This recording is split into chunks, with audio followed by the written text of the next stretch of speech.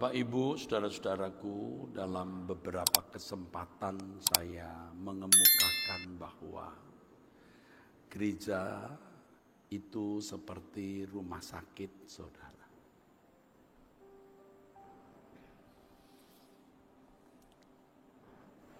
Tentu dokternya adalah Tuhan, bukan pendeta. Pendeta itu suster, saudara. Menjadi masalah bagi kami bagaimana memiliki hubungan relasi yang baik, yang intim, yang dekat dengan sang dokter. Mengerti benar instruksi-instruksi apa yang sang dokter kehendaki dan inginkan untuk disampaikan sebagai treatment untuk pasien. Saudara harus menyadari bahwa saudara pasien, termasuk saya. Saya juga pasien dan masih menjadi pasien. Tentu kalau pendeta harus punya tingkat kesembuhan yang lebih baik, supaya dari pengalaman proses treatment yang Tuhan lakukan di dalam hidupnya bisa menjadi standar. Bukan karena sekolah di sekolah tinggi teologi dan memiliki pengetahuan tentang Tuhan secara nalar, secara kognitif, harus memiliki perjumpaan dengan Tuhan. Dan itu mutlak, saudaraku, mutlak. Saya juga pernah kemukakan, saudara-saudara, sekolah-sekolah tinggi teologi atau seminari-seminari di Eropa itu sangat bagus. Selain fasilitas bagus, banyak profesor doktornya, dan mereka telah memiliki pengalaman panjang dalam menyelenggarakan pendidikan perguruan tinggi keagamaan Kristen seperti sekolah tinggi teologi. Tetapi kenyataan kita melihat gereja di Eropa bangkrut, saudara, bangkrut.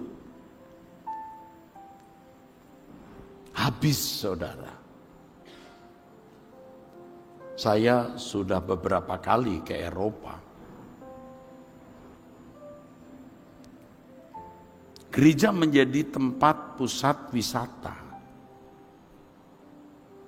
Kalaupun ada semacam kebaktian atau liturgi dilakukan oleh sekelompok kecil orang, dan itu rata-rata orang tua.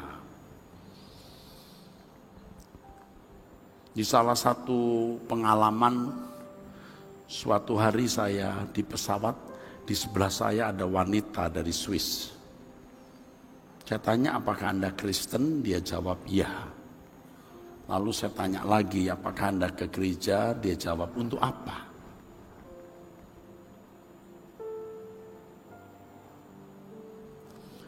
Jadi sebagai suster, saudara harus memiliki relasi dengan sang dokter, dan dokter kita tentu Tuhan, ya saudara. Dan suster harus juga punya pengalaman konkret dalam proses terapi kesembuhannya. Nah, yang kemudian harus kita perhatikan, apa sih objek treatment yang Tuhan lakukan kepada kita sebagai pasien? Ini penting, saudara. Saudara bisa mengerti enggak kenyataan yang terjadi, dinamika hidup yang mestinya seseorang bersentuhan, berinteraksi dengan Tuhan sebagai dokter, telah diganti dengan aktivitas penalaran tentang Tuhan. Mungkin Bapak Ibu tidak terlalu ngeh, tetapi saya sebagai seorang yang berkecimpung dalam dunia ini sejak muda, saudara.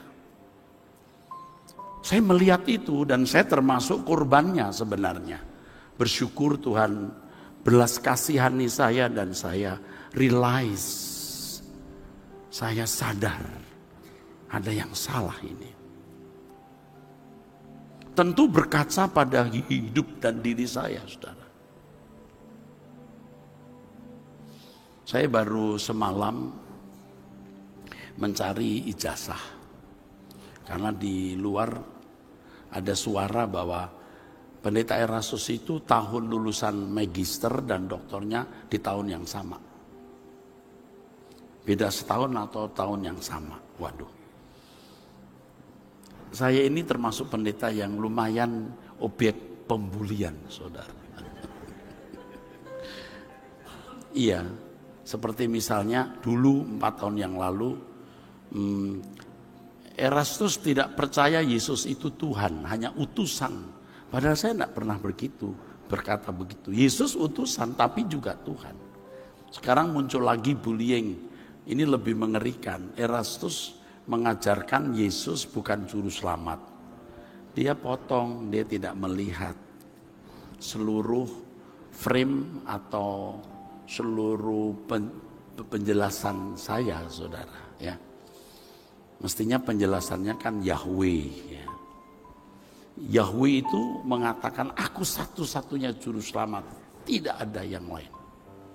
Nah dari situ saya menjelaskan sepotong, maksudnya mau saya jelaskan hari Selasa ini di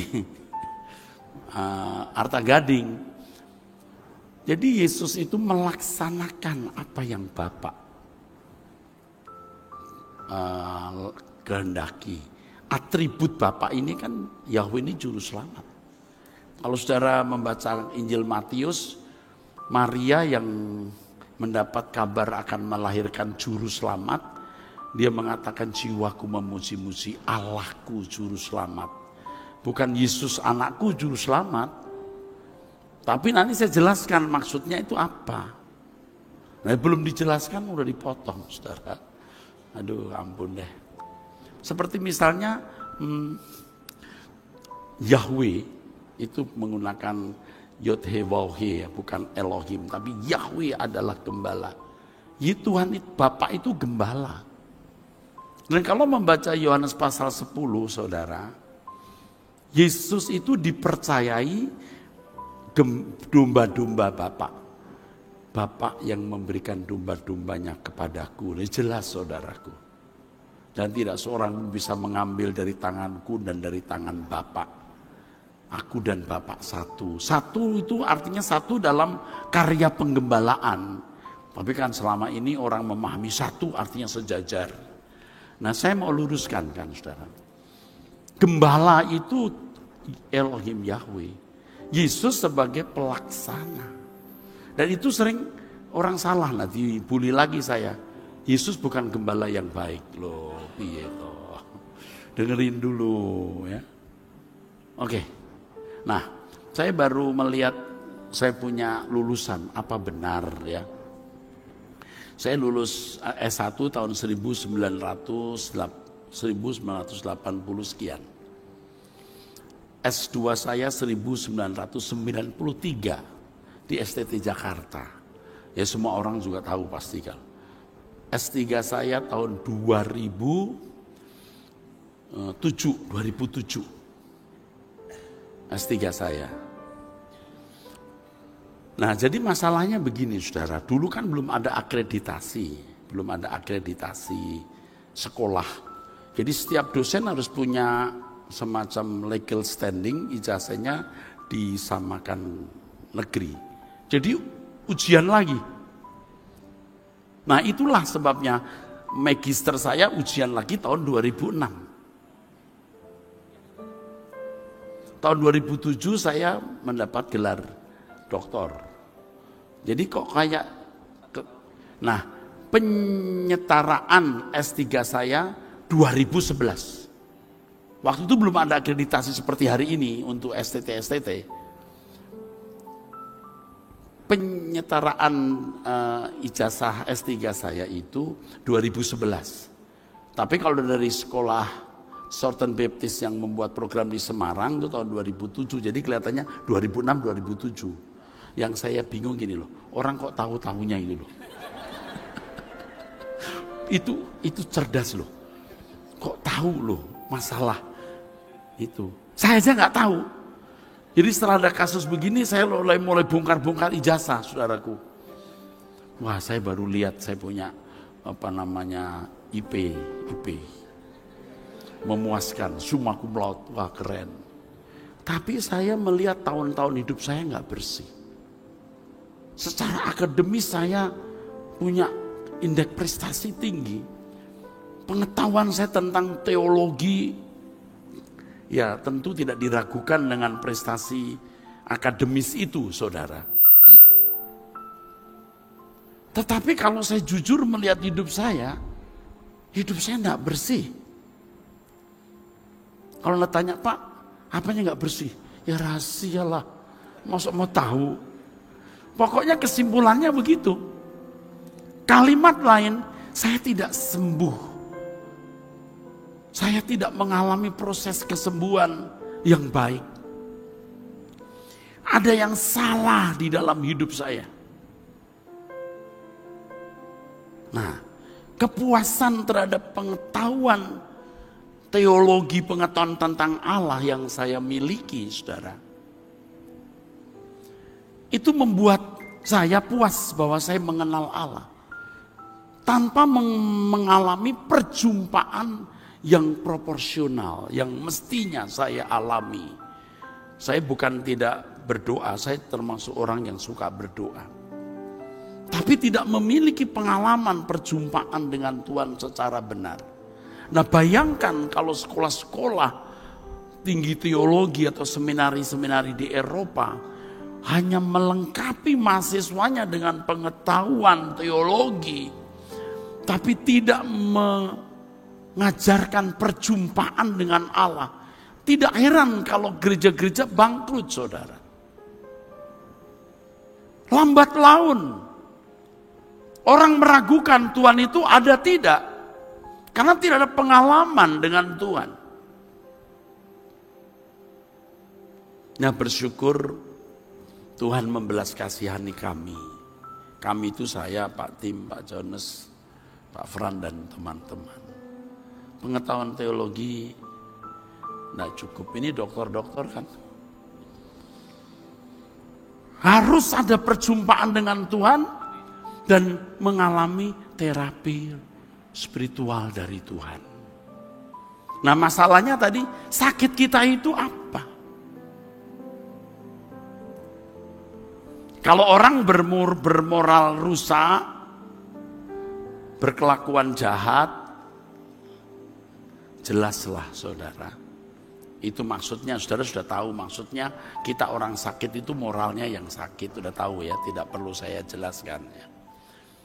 Tetapi saudara harus tahu standar kesembuhan yang Tuhan kehendaki itu apa.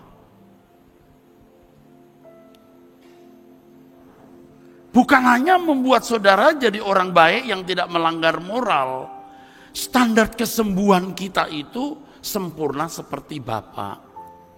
Artinya kita mampu memiliki irama hidup di mana dalam segala hal yang kita lakukan selalu sesuai dengan pikiran dan perasaan Allah. Jadi orang juga harus menyadari keadaan dirinya. Bukan hanya tidak melakukan pelanggaran moral umum, lalu merasa sudah baik, artinya sudah sembuh. Nah, itu nanti jadi ahli Taurat dan orang Farisi yang merasa diri sudah baik dan tidak merasa membutuhkan Tuhan. Lalu Tuhan berkata, bukan orang sehat yang membutuhkan dokter, tapi orang sakit. Jadi mestinya kita selalu merasa bahwa kita ini masih sakit, saudaraku. Ya. Bukan orang sehat yang memerlukan tabib, Matius 9 ayat 12. Tapi orang sakit. Kalau saudara serius memperkarakan hal ini, Roh Kudus pasti menuntun saudara. Dari moral kita yang rendah, lalu Tuhan ajar kita memiliki moral yang baik. Ya, harus jadi baik dulu ya saudara. Setelah jadi baik baru masuk ke dalam kesempurnaan. Itulah sebabnya Yohanes Pembaptis diutus. Firman Tuhan mengatakan Yohanes Pembaptis mempersiapkan jalan bagi Tuhan. Makanya ada lagu ya, tanah yang berlubang ditimbun gitu ya. Apa? Diratakan yang ya ditimbun supaya itu. Ada lagunya kan? Tanah apa sih lagunya? Ratakan tanah bergelombang, timbunlah tanah yang berlubang. Menjadi siap dibangun di atas dasar iman. Saya khawatir banyak orang nggak ngerti maksudnya. Coba apa artinya? Yesus sebelum memberitakan Injil, Yohanes dulu yang dikatakan mempersiapkan jalan bagi Tuhan. Dia mengundang orang-orang Yehuda, orang-orang Israel untuk bertobat. Ya, intinya mereka harus melakukan hukum sesuai dengan jiwa hukum itu, bukan sekedar sesuai dengan bunyinya. Ya, makanya kepada laskar-laskar Roma, prajurit-prajurit Roma yang mau dibaptis, hebat loh, prajurit Roma sampai mau dibaptis loh. Yohanes berkata, cukupkan dirimu dengan gajimu, jangan memeras. Rupanya dari dulu aparat itu begitu. Artinya ada yang begitu. Nggak semua aparat begitu. Ya. Terus orang-orang Yehuda harus dibaptis. Tokoh-tokoh agama datang. Tapi Yohanes Pembaptis tidak welcome loh. Dia mengatakan, hai ular beludak, tunjukkan buah-buah pertobatan. Di mata orang pasti tokoh-tokoh agama ini sudah baik. Tapi buah kehidupannya belum atau tidak menurut standar Yohanes Pembaptis yang adalah wakil Tuhan, saudara. Pasti dengan kacamata atau pandangan ilahi yang tepat. Yohanes Pembaptis mengajak orang jadi baik, harus dibaptis, memiliki pertobatan. Setelah itu siap mendengar Injil. Ini tahapannya. Kebenaran Injil didaratkan di hati yang siap menerima taburan, supaya mereka menjadi umat yang layak bagi Tuhan. Atau kalau pakai ilustrasi yang sedang saya kemukakan hari ini, supaya menjadi sembuh sesuai standar Tuhan. Nah, gereja berabad-abad, tidak semua gereja mungkin ya, telah kehilangan inti kekristenan. Ketika kekristenan menjadi seperti agama, kegiatan seremonial seperti natur agama-agama samawi lain, saudara. Inti kekristenan hilang, saudara. Jadi Sinode membuat sekolah teologi yang mau jadi pendeta sekolah, setelah sekolah ayo khotbah, jadi pengurus sinode, jadi dosen STT. Dan itu diwariskan dari generasi ke generasi sampai generasi saya. Bersyukur Tuhan membelas kasihani kami sampai pada satu titik kita sadar, Pak, ada yang salah. Dan saya bukan hanya melihat diri saya juga meneropong kehidupan orang di sekitar saya. Ketika terjadi perselisihan di sinode, memperebutkan posisi ketua sinode. Ketika di sekolah tinggi teologi, orang saling menjatuhkan. Paham maksud saya? Hidup saya sendiri juga tidak bersih-bersih amat. Ada yang salah ini. Sampai akhirnya jalannya saya mesti minta kesembuhan. Dan Tuhan tuntun. Kamu masih sakit, ilmumu boleh tinggi secara doktrin atau ajaran, tetapi kelakuanmu belum seperti Yesus. Karena standar kesembuhannya itu Yesus. Ya, mulai kita jalani. Nah sekarang Bapak Ibu, saya menjadi suster. Saya melihat jemaat. Wow, gaya hidupnya sudah begini. Halo. Berat. Kalau dulu pelayanan tidak berat. Yang penting bagaimana jemaat datang, lalu kita bikin acara-acara khusus seperti Natal, Paskah. Wah, banyak orang datang rame, kita senang. Duit masuk, kita beli aset apa. Di balik itu ada kepentingan-kepentingan pribadi atau paling tidak ada kehormatan. Tapi setelah kita sadar bahwa jemaat yang datang ini harus dihentar pada kesembuhan. Kesembuhan yaitu standarnya Tuhan, saudara. Pendeta, kami suster-suster harus tahu standar itu.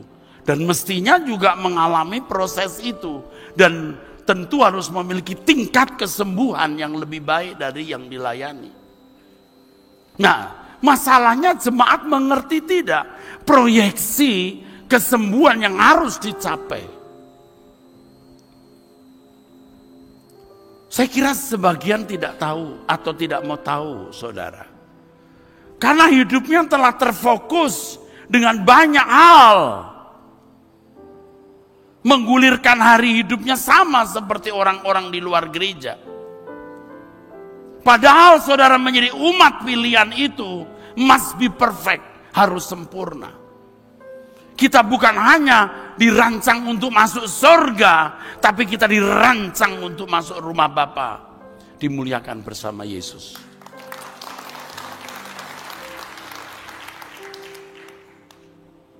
Menjadi pangeran-pangeran, huios, anak-anak atau putra-putra Allah, di mana Yesus menjadi raja dan kita akan memerintah bersama-sama dengan Tuhan Yesus.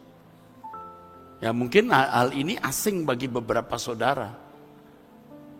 Saudara pikir mengada-ada, tapi sebenarnya itu proyeksinya, saudara. Kalau Tuhan Yesus memberitakan kerajaan Allah, itu bukan hanya masuk surga. Kerajaan Allah itu bicara pemulihan manusia untuk kembali segambar dan serupa dengan Allah. Dikembalikan ke rancangan semula, berkodrat ilahi. Amin. Saudara mengerti itu? Saya kira banyak orang Kristen yang masih berpikir menjadi Kristen percaya Tuhan Yesus Kristus, dosa-dosa yang diampuni masuk surga. Itulah kesalahan banyak gereja dan orang Kristen sampai sekarang. Saya bukan mengada-ada, yang saya katakan semua ayat Alkitab yang kita tidak bisa baca satu persatu, saudara.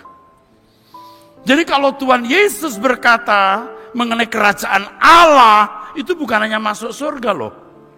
Dikembalikannya manusia ke rancangan semula, di mana Allah menghendaki manusia memiliki gambar tapi juga rupa. Gambar Shalem dalam bahasa Ibraninya, Shalem dan Demuth. Shalem itu bicara mengenai komponen yang ada pada manusia, sama seperti komponen yang ada pada Allah, yaitu pikiran dan perasaan. Pikiran perasaan yang bisa menciptakan kehendak. Dan kehendak manusia bebas. Makanya kalau pikiran perasaan manusia tidak diperbaharui, kehendaknya pasti kotor, pasti rusak, dan itu orang sakit. Amin. Serupa itu bicara soal kualitas, kualifikasi dari gambar.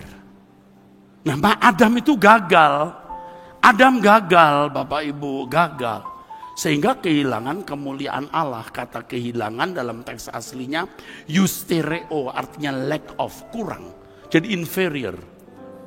Bukan total jadi bejat seperti binatang. Tidak selalu manusia bejat seperti binatang walaupun ada yang begitu. Tetapi manusia tidak mampu mencapai rupa Allah.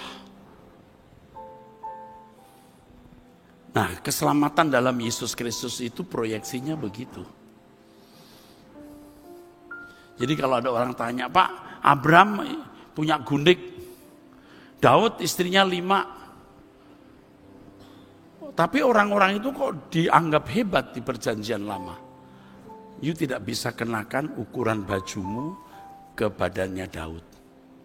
Karena ukuranmu adalah ukuran Yesus.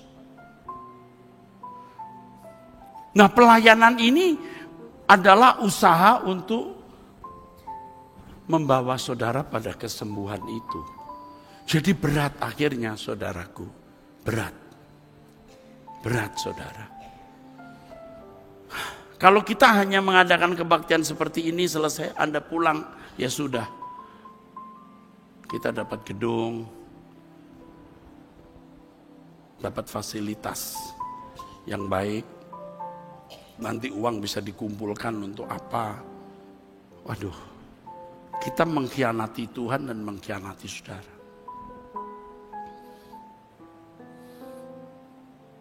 Jadi terus terang, makin mengerti kebenaran kita gusar.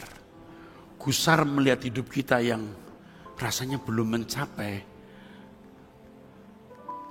titik ultimate, titik puncaknya, titik zenitnya. Nah, belum. Lalu lihat jemaat, aduh.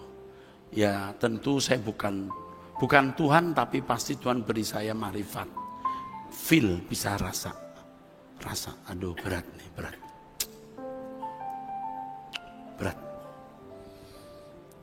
Lebih berat lagi lihat hamba-hamba Tuhan atau pendeta juga, tidak semua ya, sekitar saya yang juga belum mengerti itu. Jadi jadi pendeta karena memang pekerjaan. Aduh, stres deh. Saya bertanggung jawab untuk mengantar saudara pada kesembuhan.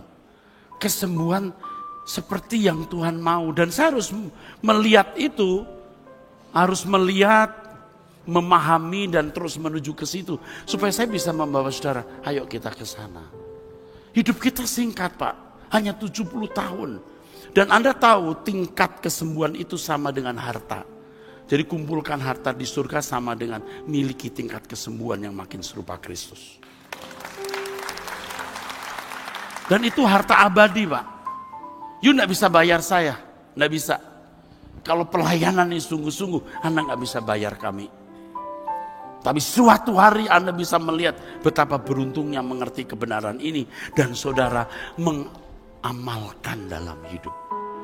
Lalu gimana mengamalkannya? Saya tidak bisa khotbah dalam satu kali semua, tidak bisa. Nanti saya ajak saudara berdoa pagi, Anda harus punya meditasi setiap hari 30 menit minimal 1 jam, mendengarkan khotbah. Dari situ Anda distimulasi menjadi peka melihat setiap peristiwa hidup. Karena setiap peristiwa hidup itu memuat berkat kekal, memperbaiki karakter saudara. Tuhan tidak bisa perbaiki saudara lewat khotbah dan doa, tapi juga lewat pengalaman hidup. Ini termasuk penjelasan, just brief. Ini brief. Saya nggak bisa banyak-banyak. Tapi briefing ini cukup membuat saudara punya pemahaman bagaimana menjadi Kristen yang benar. Lalu saudara harus menjumpai langsung Dokter Agung itu. Harus menjumpai. Harus. Saudara setiap hari bangun, pagi doa bersama kalau di Truth ID bersama saya. Tiap hari jam 5. Udah berapa tahun ya? 2,5 tahun ya. Nah bulan Januari nanti 3 tahun. Tidak pernah absen kecuali saya sakit atau keluar negeri di pesawat, orang lain yang menggantikan. Kalau hari Sabtu itu onsite di GSKI Kebon Jeruk saudara. Apa sih tujuannya? Saudara, saya pernah memberikan ilustrasi, kalau orang jual motor satu, seorang sales, jual motor satu dapat 500.000. Kalau jual mobil harga 250 juta, mungkin dapat 15-20 juta. Kalau jual mobil yang harga 2-3 miliar, mungkin dapat setengah M. Kalau sampai saya memenangkan saudara, dapat berapa saya? Paham maksudnya? Anda tidak ternilai, karena jiwa saudara harganya lebih dari seluruh harta di jagat raya yang dikumpulkan. Tuhan yang bicara, bukan saya. Dan kalau sampai saya bisa membawa saudara pada tingkat itu, wah, saya mesti dapat komisi dari Tuhan. Dan saudara juga jadi sales-salesnya Tuhan. Paling tidak saudara bawa ke gereja sini, kau dengerin pendeta sesat ini. Kamu akan disesatkan dalam kebenaran. Amin, saudara. Saudara tidak akan pernah menemukan hal-hal yang membuat saya melanggar prinsip kebenaran Alkitab. Saya bisa menjelaskan. Bukan sok, saya bisa menjelaskan. Saya bisa mempertanggungjawabkan. Saya cukup menguasai bahasa Yunani Ibrani. Cukup. Saya pernah jadi dosen bahasa Yunani juga. Cukup, nggak hebat tapi tahulah. Apalagi dibantu komputer dan bilang-bilang. Kalau dulu waktu muda kita ambil satu kata gitu Pak ya, ginomai. Kita mesti tanya parsingnya. Ini present, past tense atau apa. Tapi sekarang tinggal klik setengah detik, langsung muncul. Present aktif indikatif, langsung tahu. Wah, jadi kalau saya kelihatan pintar itu kelihatan aja. Komputer yang bantu saya. Apalagi dengan program-program yang bagus, misalnya kata apa gitu, satu kata. Angelos, jebret, seluruh ayat yang ada kata itu muncul. Dalam sekejap Pak. Wow. Oke, saya teruskan. Jadi Bapak Ibu juga harus sadar, ke gereja itu untuk apa? Atau hidup itu untuk apa? Hanya orang sakit yang membutuhkan tabib. Kalau Anda tidak menyadari bahwa Anda sakit, Anda tidak ngotot mencari kesembuhan. Waktumu habis nonton film, jalan-jalan, kesana kemari. Bukan tidak boleh nonton film. Tapi Anda tidak menyediakan waktu yang proper untuk kesembuhan jiwamu. Paham? Amin Pak. Apalagi kita yang udah rambut putih ini Pak. Bapak putih, saya hitam Pak. Tapi ini saya cat ini Pak. Ya Om. Apalagi kita yang sudah tua begini. Mau nyari apa?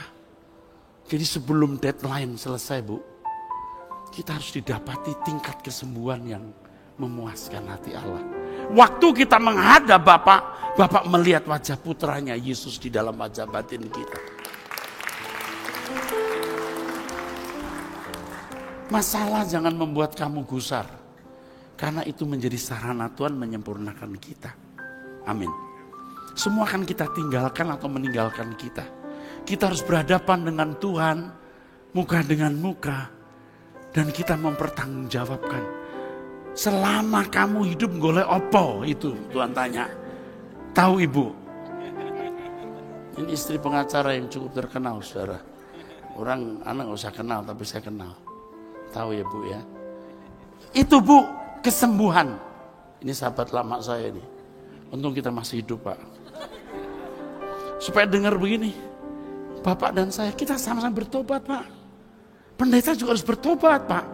Kalau saya tidak berubah, saya tidak bisa khotbah begini Pak. Jadi kalau mengerti begini, wah saudara, gaji gak ada artinya buat kita. Yes, I tell the truth. Kita hanya mau sembuh. Amin. Kita hanya mau sembuh saudara.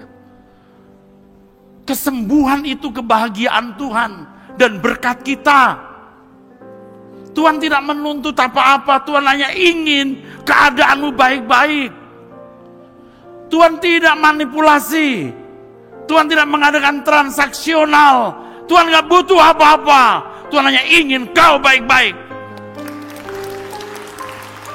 Nah baiknya itu adalah engkau sembuh.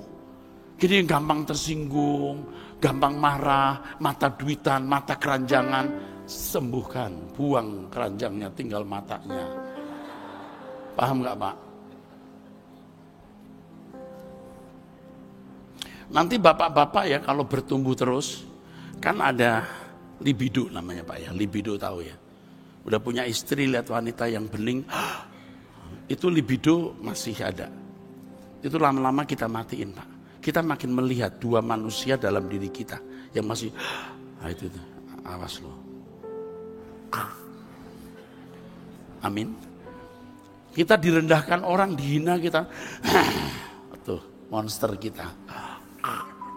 Itu proses.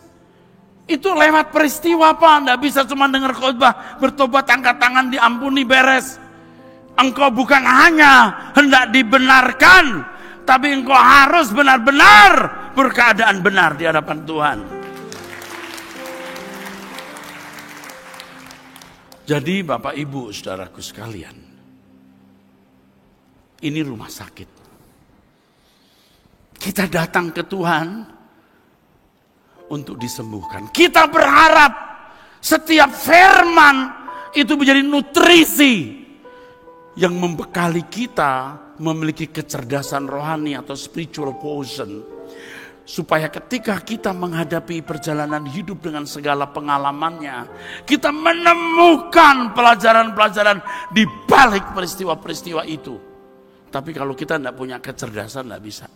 Jadi khotbah ini saudaraku memberikan saudara kecerdasan. Amin. Buat saya harus persiapan dengan baik, agar betul-betul menyampaikan apa yang Tuhan kehendaki untuk disampaikan. Seperti tadi saya katakan, suster harus tahu apa maunya dokter. Jadi setiap kali kita bertemu seperti saat ini, saudara-saudara, ini momentum yang berharga sekali. Anda bisa lewat online, tetapi kalau onsite beda, fokus. Ngantuk pun masih fokus. Hilang sebentar, muncul. Coba kalau di rumah, sambil duduk makan kacang, langsung tidur di sofa. Belum lagi terus masuk kamar, udah Tuhan dadah, tidur. Anda onsite. Dan menurut saya tetap beda hadirat Tuhan waktu Anda onsite. Saudara bisa dibekali dengan kebenaran-kebenaran itu. Lalu saudara harus praktek. Saudara harus praktek, jangan hanya amin-amin. Doa ya, amin. Punya jam doa pribadi, amin. Ikut doa, amin. Nggak ada pendetanya, aman. Saya tidak yakin semua saudara doa pagi. Saya tahu tidak harus, karena ada yang kerja sampai jam 2 pagi. Atau punya jam doa sendiri, tidak salah. Tapi usahakan pada jam prima, di mana fisikmu prima, saudara menghadap Tuhan. Jadikan rumahmu itu base pertemuan dengan Tuhan. Di situ saudara akan punya banyak pengalaman dengan Tuhan. Pengalaman yang tidak saudara peroleh dimanapun. Harus, mesti. Saudara harus ketemu Tuhan setiap hari. Kalau enggak bisa. Karena setiap saudara itu memiliki pengalaman yang khusus, yang khas, yang unik. Yang tidak sama dengan siapapun. Dan Anda tahu apa itu? Itu kurikulum Tuhan. Setiap saudara punya pengalaman khusus, unik, gak ada duanya. Nah, di situ setiap saudara harus berurusan dengan Tuhan sehingga menangkap pelajaran-pelajaran rohani yang Tuhan berikan di sekolah kehidupan. Nah, kalau saudara tidak pernah ketemu Tuhan, mungkin saudara juga gak yakin ada atau tidak Tuhan itu. Lakukan mulai sekarang, saudara, perjumpaan dengan Tuhan. Lalu baca Alkitab. Anda baca Alkitab, kalau tidak tahu lewati saja, skip, baca terus. Ketika saudara tekun membaca Alkitab, Anda buktikan demi nama Tuhan semesta alam, saudara mulai akan mendengar suara-suara kecil di hatimu. Akan mengajar kepadamu. Karena itu milik Tuhan, milik Roh Kudus. Dan Anda haus dan lapar akan kebenaran, Tuhan pasti memberitahu. Tapi kalau Anda nggak pernah membaca Alkitab, Bagaimana saudara punya kepekaan mendengar suara Tuhan, saudara. Hidup ini singkat, saudara. Dan ingat ya, kalau saudara mau mengerti ya, hidup sesungguhnya itu nanti di balik kubur.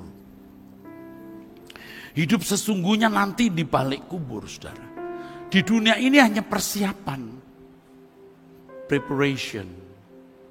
Persiapan untuk kehidupan yang akan datang, saudara. Dan ini terus kami sampaikan di gereja ini. LB3, LB3, LB3, saudara. Langit baru, bumi baru, langit baru, bumi baru. Supaya saudara alert betapa singkatnya hari hidup kita.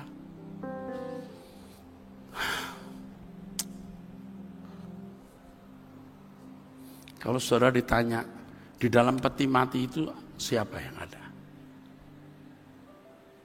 Ada orang, ya yang di peti mati ya orang tua. Salah. Yang di peti mati itu orang mati. Gak ada orang tua lagi, gak ada remaja, gak ada pemuda, orang mati aja. Ya udah tahulah om, tahulah pak, di peti mati itu hanya orang mati. Maksud saya adalah supaya tahu, bukan hanya orang tua yang ada di peti mati. Orang muda, remaja, anak-anak, bayi pun bisa di peti mati. Halo? Ingat kalimat ini. Saudara harus serius mempersiapkan diri untuk itu. Karenanya saudara ada di sini. Dan minggu depan terus datang lagi. Minggu depan saya akan khotbah lagi di sini. Saya jam 4 akan dipatok di sini, saudara. Gembalanya tetap Pak Timotius Tan, saya gembala senior pastornya saya. Gereja itu bukan showroom. Showroom memamerkan mobil. Gereja itu bengkel. Montirnya Tuhan. Lalu Pak Eras connect. Yang tahu mesin itu Tuhan. Tentu saya diajar tahu mesin karena saya juga mengenal mesin saya sendiri. Jadi saudara bukan showroom. Setelah diperbaiki baru saudara jalan. Bukan pamer di gereja. Saudara harus menjadi garam dunia. Kalau kumpul di gereja, gudang garam. Garam semua ini. Tapi bukan untuk ngumpul, untuk memberkati dunia. Amin, saudara. Inilah pesan Tuhan untuk saudara sekalian.